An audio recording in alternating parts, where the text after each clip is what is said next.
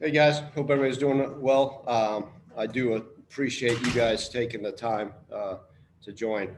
I wish more local media did. So, Stephen, Evan, and Brian, good to see your face, man. Hope you're feeling better. So awesome. So I appreciate you three. That's no disrespect to other people, but thank you guys for getting on here.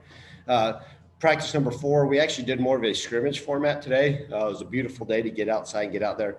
And really, what we did was we just did a few plays of individual and then went out there and competed. So it was awesome. The guys got after it, and it was good. I mean, everybody got reps, and it's just good to see the competition. We got 4 quarterbacks in the rotation. There's some good, some bad, some ugly. I think that was the same at every position. We started off throwing the ball down the field well to Calvin Austin, then limited his reps, limited some guys like J.J. Russell. Those guys that have come back for extra year also, we're trying to be smart with them.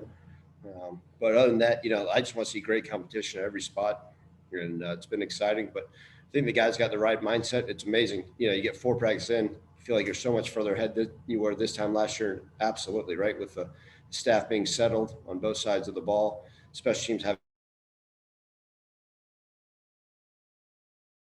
feel fortunate to be able to get rolling today. Steven, go ahead. Ron, we talked earlier in the week about kind of the different combination with the offensive line. That first or second group that you had out there today, what were just kind of your first impressions of them from the scrimmage? Yeah, it's been good to see them go out there and compete. Like I've told you guys, I really think probably the only starter I can count on right now that say is going to start our offensive line would be Dylan Parham. Every position other than that's up for grabs. And so, Stephen, as you and I have talked over the years, is the cohesiveness of the offensive line, right? It's getting playing together and all that stuff. That's why spring ball is so important. But I think they're trying to play more physical, and that's one of the things we lacked last year's movement up front. I thought we didn't get enough push at any of our spots up there, and including the tight end spot. And so I think today they came out with the mindset, hey, they want to play a little bit faster and try to play a little bit more physical. Evan? Ryan, when you're doing a scrimmage, what are you and Kevin Johns looking for as you're grading the quarterbacks during these scrimmages? And kind of, if you could, kind of how did they look just with this first kind of, go around and such? Yeah, Evan, because normally you'd say, "Man, Ryan, why are you doing a scrimmage only?" After 3 practices going in the fourth. But for me, it was I want to see who can make the right decisions with our base offense. Right? It's one thing when you put in 14 practices worth and trying to see all this stuff. I wanted to see who could play fast and make great decisions with our base offense. And so there's some things today that some of those guys made knucklehead decisions and checks and different things that we're not. That are unacceptable for what we want our quarterback to be able to do.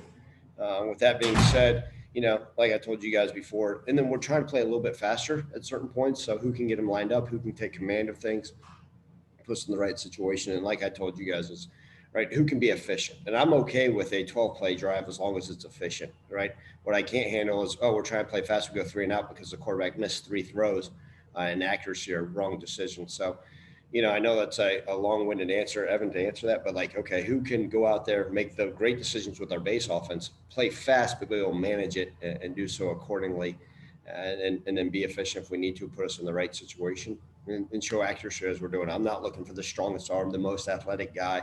The quarterbacks were still in red jerseys, so no one was live, but did get to see some of the athleticism of some of those guys, and I think that's important. Something, we blow the whistle pretty darn quick, on Tuesdays and Thursdays, but we get out there on a Saturday practice, a whole little bit longer to see those guys move around. But I'm excited. I mean, right when we get done with this, I'm going to run upstairs and start watching the film, and obviously a lot of eyes on that quarterback position to see who our guy will be. Did anything kind of just maybe from the good, did anything kind of stand out from anybody that kind of just said, okay, this was a good thing, even though there's still things to criticize and whatnot? Yeah, I think today you were able to see a little bit of Keelan Brown's athleticism on display. And, Keelan is, you look at Grant, Grant's a huge guy, and Keelan's got some elusiveness back there, but not as tall. So sometimes getting out of the pocket may benefit him. Obviously, he's got a whole year of experience on those guys. Seth Hennigan, I truly believe, I mean, the kid was just 17 last week, right? So I think we're going to see him. If we get to see these little steps every single day, Evan, with Seth, I think we'll be really pleased. And then the more reps that Peter can get with those other groups, I think that's really going to help Parrish out along the way, right? Because a lot of times, being ineligible last year, he was on the scout field. So getting reps with those guys, I think will be very important with him moving forward. and Grant just continue to learn the offense to be able to play at a good level. So I think you got to see some good positives from each person.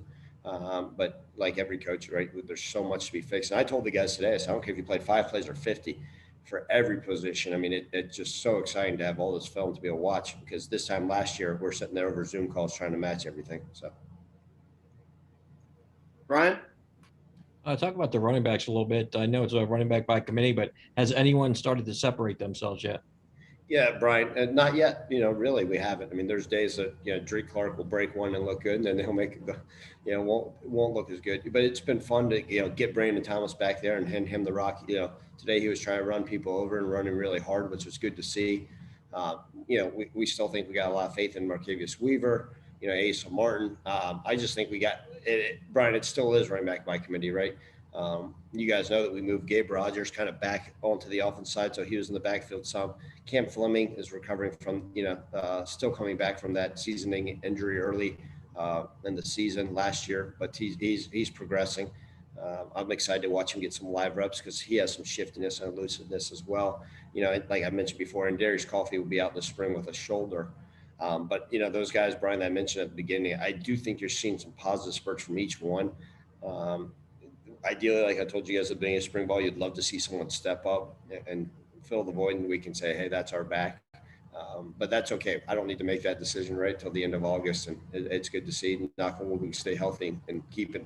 Look, 3 years ago, we ran the ball 64% of the time because we had a lot of running backs we really liked and some playmakers. And, this past season, we threw the ball more than we had since I've been here. So it's got to be one of those, hey, where's our strengths in our offense? If it happens to be, man, we got 4 really good running backs we like a lot and they're game changers, then maybe we'll be a run-heavy team. So that's to be determined.